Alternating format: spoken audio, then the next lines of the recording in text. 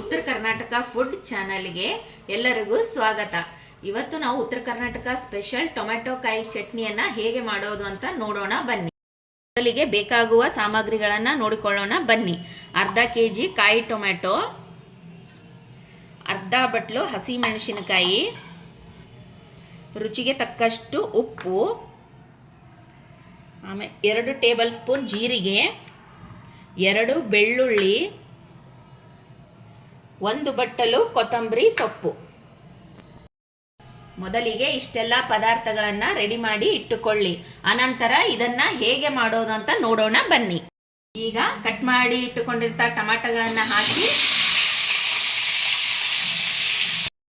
ಹುರಿದುಕೊಳ್ಳಿ.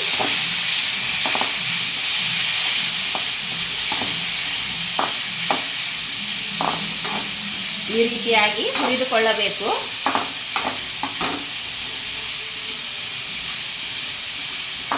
ಈಗ ಮೆಣಸಿನಕಾಯಿಯನ್ನು ಹಾಕಿಕೊಳ್ಳಿ.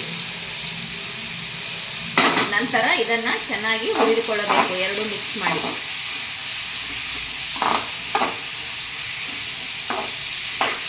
ಈ ರೀತಿಯಾಗಿ ಕಲರ್ ಚೇಂಜ್ ಆಗುವವರೆಗೂ ಟೊಮೆಟೊ ಕಾಯಿಯನ್ನ ಹುರಿದು ಇಟ್ಟುಕೊಳ್ಳಿ. ನಂತರ ಯಾವ್ಯಾವ ಸಾಮಗ್ರಿಗಳನ್ನ ಸೇರಿಸಬೇಕು ಅಂತ ಹೇಳ್ತಾ ಹೋಗ್ತೀನಿ ನೋಡಿ. ಮೊದಲಿಗೆ 2 ಬೆಳ್ಳುಳ್ಳಿಯನ್ನ ಬಿಡಿಸಿಟ್ಟುಕೊಂಡು ಅದಕ್ಕೆ ಸೇರಿಸಿ.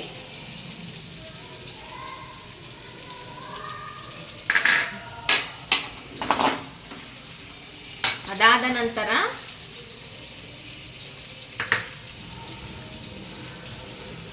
2 ಟೇಬಲ್ ಸ್ಪೂನ್ ಜೀರಿಗೆಯನ್ನ ಸೇರಿಸಿಕೊಳ್ಳಿ. ನಂತರ 1 ಬಟ್ಟಲು ಕೊತ್ತಂಬರಿ ಸೊಪ್ಪನ್ನ ಸೇರಿಸಿಕೊಳ್ಳಿ. ಅದಾದ ನಂತರ ರುಚಿಗೆ ತಕ್ಕಷ್ಟು ಉಪ್ಪನ್ನ ಹಾಕಿಕೊಳ್ಳಿ. ಇಷ್ಟೆಲ್ಲ ಹಾಕಿ ಚೆನ್ನಾಗಿ ಮಿಕ್ಸ್ ಮಾಡಿ ಹುರಿದು ತೆಗೆದಿಟ್ಟುಕೊಂಡು ಬಿಡಿ.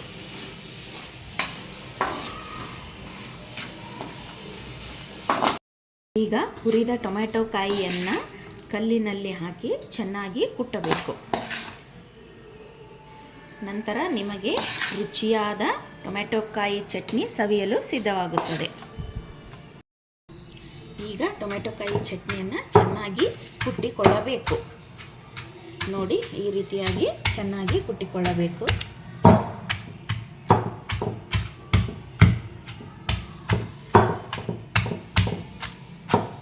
ಈ ರೀತಿಯಾಗಿ ಒಂದು 5 ರಿಂದ 10 ನಿಮಿಷ ಚೆನ್ನಾಗಿ ಕುಟ್ಟಿದ ನಂತರ ನಮಗೆ ಟೊಮೆಟೊ ಕಾಯಿ ಚಟ್ನಿ ಸವಿಯಲು ಸಿದ್ಧವಾಗುತ್ತದೆ.